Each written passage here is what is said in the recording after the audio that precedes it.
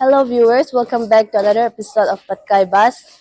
We are currently here at Banrock Auditorium to witness the program organized by Patkai Christian College under the theme Violence and its Social Impact. The special guest for today is Ms.Apila Sangtam, who is an advocate for Gauhati High Court, Kohima bench. Now, without further ado, let's get into the program. Welcome to all of us, and especially to our guest speaker this afternoon. So I, on behalf of our principal and on behalf of Patkai community, welcome Ms.Apila Sangtam, our speaker for this afternoon. The rest of the world observes International Day of Peace. Patkai Christian College as an educational institution, because it believes in imparting its students valuable education, it is organizing this workshop titled Violence and its Social Impacts to commemorate this day. You know, the main focus, primary focus of our workshop is going to be centered around domestic violence, domestic abuse. A topic that we have heard about too many times, a situation that we have become too familiar with, a societal problem that is so conveniently slipped into daily part of our lives, that probably is failing to generate as much attention that this problem requires. That probably is the reason why it doesn't grab our attention anymore. My dear students, Patkai Christian College today is bringing us together as one community to focus on this issue, to pay attention to why this issue needs to be addressed and why it is to be considered seriously. A very good afternoon to every one of you. Good afternoon. Louder once more time. Good afternoon. Yes. It is always a privilege for me to come back to Patkai. And I always say with one word, it's a homecoming for me. And today also, thank you so very much to the college authority, starting from the principal, down the line, and particularly to the students for coming to be a part of this workshop. I've been really considering for this workshop, and as mentioned, I've been traveling around, but I was,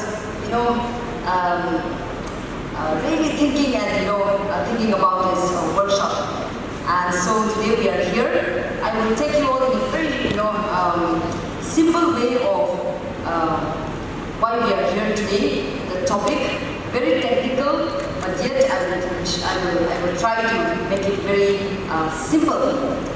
Today, as mentioned, today we are celebrating International Peace Day on the theme Actions for Peace, our ambitions for the global goals. It's celebrated all over the world, and today at Patkai Christian College we are exactly at 1:15 celebrating this special day. I want every one of us to think, to take 1 minute what actually Actions for Peace is all about, why we are here today. We talk about peace, peace, peace, peace, everywhere peace, but peace is not really in our society today. And so, in commemorating and celebrating this special day, I want every one of us just to close your eyes and just ponder on the theme, Actions for Peace, our ambitions for the global goals. Thank you so very much. When we talk about violence in general term, it simply means an act of physical force that causes or is intended to cause harm and damage. And so in a nutshell, violence is actually nothing but causing harm and damage, which is inflicted by violence, maybe of physical or psychological or both. Either way, either physical or either psychological or either both. And so today, as we see around, particularly in the Northeast, we see a lot of things going on in our kitchen, in our neighboring places, in our neighboring states. We all know that. I may not be not narrative. But violence is definitely prevailing in our society.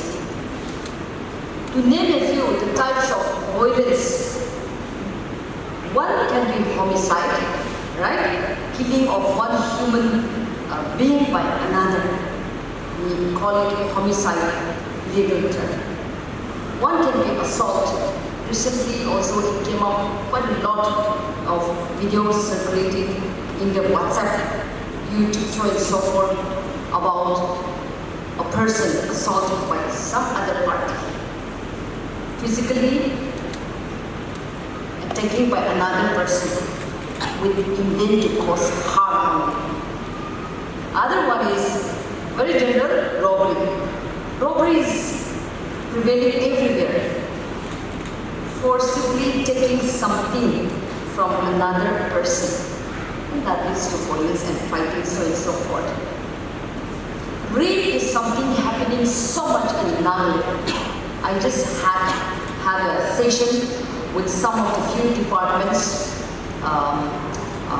with the education department, just a few hours back. There are more than 50 rape cases reported within these 3 months. And that includes a 3-year-old girl raped by a 16-year-old man that happened in Nagaland, somewhere else, one of the districts in Nagaland. A 9-year-old boy raped by an adult man. This is happening in Nagaland. Child abuse, domestic violence. These are very much prevailing in our society today. So I want to throw a question as I take you all into our conversation today. What role are you going to play? What responsibility are you going to play as we commemorate this special day, International Peace Day? You want to be a peacemaker or a violence maker? We all have a responsibility. Many of our Naga society, or generally also, after class 10, we'll see like only after class 12 I'll start doing involvement. Then we'll pass out class 12, then we'll again extend after BA. After BA again, after MA. After MA, after PhD. And the time will pass by without doing anything. But I want to invite every one of us here, quite a number of students and lecturers, all of us are seated here today to talk about peace. And so I want every one of us to ponder on what role are you going to take or play in this kind of situation. The causes of violence are there. The best example I can bring is the latest hit up topic is on the Manipur communal violence. I need not narrate the entire genesis of how and why it started, but because of this violence, somebody has lost his job, somebody has to stop his schooling, somebody has lost his dear ones, somebody has lost his house, everything. Just vanish. So nothing comes out good because of violence. Those are the causes of violence. And the effects, that will be a long-term effects. We can't even imagine and we can't even think of the effects. In this chaos, what was the preventive measures taken by people, responsible people, that point of time? This is so scary and it's actually a nightmare. So, in a nutshell, if you have to think about the term violence, it gives nothing but destruction only. So in line with that, I want to take every one of us into a more specific topic on Domestic Violence Act 2005. Many of us might have come across this Act, 2005 Act. Many, for some of us, it may be a new topic, but this is very much happening in our case today, in our region today. And so, commemorating this International Peace Day, I want to dwell on this specific, special law, that is Domestic Violence Act 2005. If we look back to the Constitution of India,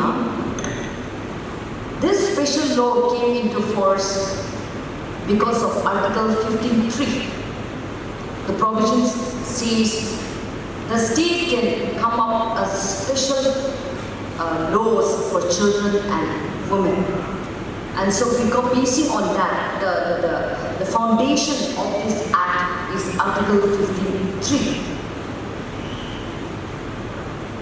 The objective of this act for today's workshop, to make the participants, all of us, understand the procedures underlying in the Domestic Violence Act and to identify and assist victims of domestic violence.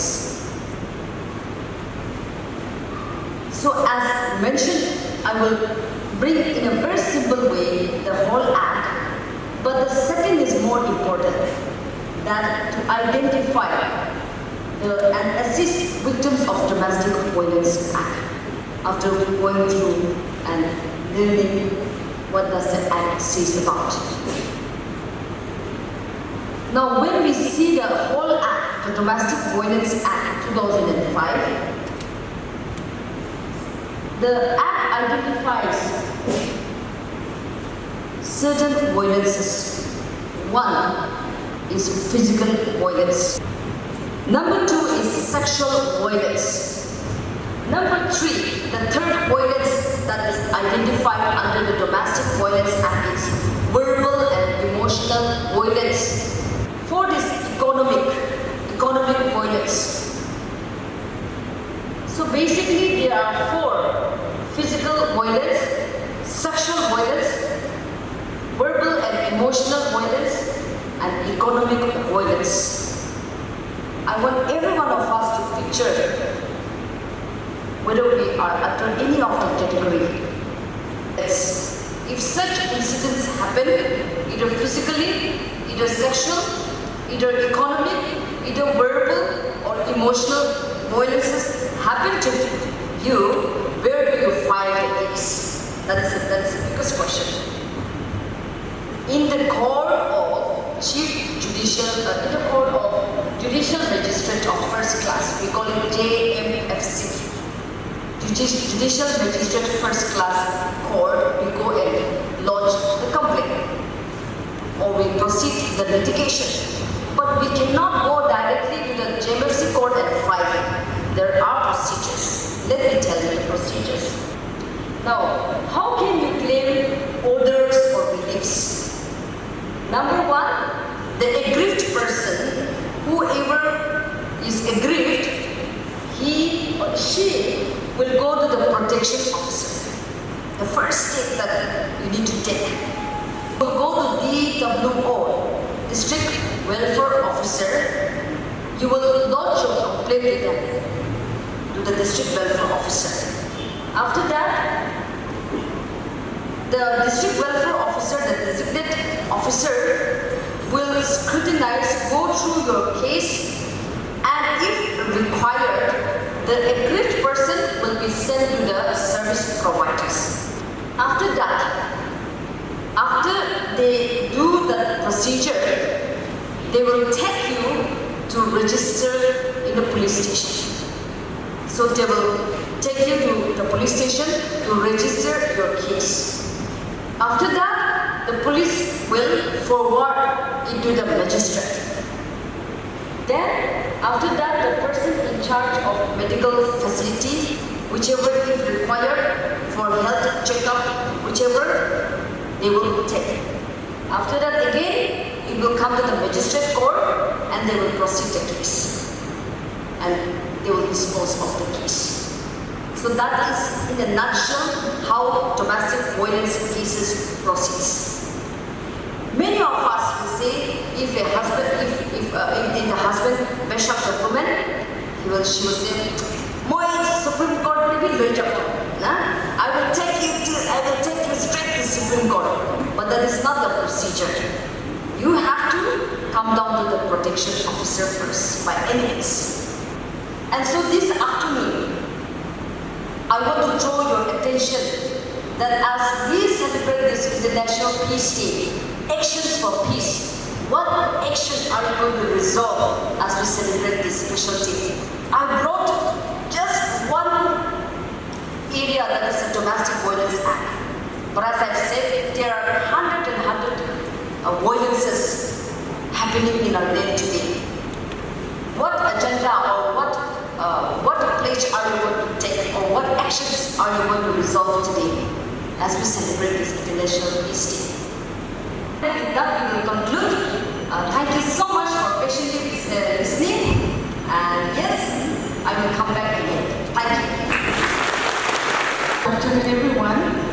I, on behalf of the college fraternity, would like to take this opportunity to thank our resource person, Ms.Apila, who, in spite of our busy schedule, she is with us here to share her knowledge and her experience. And I believe that as she encourages, motivates us, we will not just listen and forget when we move on from this place, but I believe that all of us will make a difference wherever we go and be a peacemaker, and that is to become children of God. Let's pray. Thank you, Lord, for this day and also for this time. It is a well spent word indeed as we celebrate this very hour, that this day of peace, of international peace that we celebrate, will be that each one of us. So welcome back again. We're here with the students to ask about a little question about the workshop. So what did you learn from the workshop? Okay, so for me, I got awareness of different kinds of violence that was actually there, but actually we as common people that we didn't really know that existed, and we were more aware of what the different kinds of violence that was there, and also to enforce ourselves to help people who are in need and who are going through all those violence and troubles. Yeah, that's what I got. Okay, thank you so much. What key points did you learn from the workshop today? After hearing Ms.Apila speaking, I learned that the Naga society in particular and Indian society in general, we are in a regressive mode when it comes to violence. And just like past days, the people today are targeting those people who don't have stand enough to fight back. Example, the crime against children and women are increasing day by day. Just in 3 months, there were more than 50 plus rape cases here in Nagaland itself.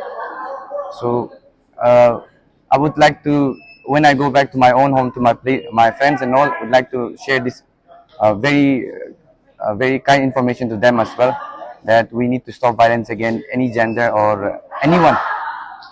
Thank you. Thank you so much. So we are here with none other than the speaker herself, Ms.Apila Sangtam, and I would like to ask a few questions about the workshop. Yes, Patkai is always on the top, and so it is such a great um, experience with quite a number of more than 1,000 number of students attended the workshop. Not only that, along with the students, the faculties as well. So such an encouragement, and yes, we need such kind of workshops in the days to come also. Not only just to have and commemorate, but also more on spreading awareness on the relevant topics. Okay, thank you so much. So can you please give us a short intro about the procedures that can be taken for the act of domestic violence? All right. Yes, as mentioned, we had the workshop on the Domestic Violence Act 2005. The act overall identifies different types of violences, to name a few on physical violence, sexual violence, verbal and emotional violence, and yes, economic violence. So when this violences happens, the aggrieved person goes to the protection officer. A designate protection officers are designated in all the districts, and so they go to the protection officers. Once the protection officer receives the complaint from the aggrieved person, they forwarded it to the service providers, and subsequently they forward it to the police station. And once the magistrate takes cognizance of the case forwarded by the police, then the proceeding starts immediately. Now the first hearing will be within 3 days on receipt of the complaint, and subsequently the case has to complete within 60 days. And so overall, the Domestic Violence Act cases takes on fast track mode. So yes, overall in Nagaland also we have quite a number of cases now. People are aware, coming to know their rights, and yes, awareness are spreading. But again, I would reiterate again and again that we need more awareness. Ignorance should not be an excuse. Okay, thank you so much. With this, we have come to the end of the program. For more updates, please subscribe and like Patkai Bus. This is your reporter Olitobi Asumi with camera person Wehe Akami.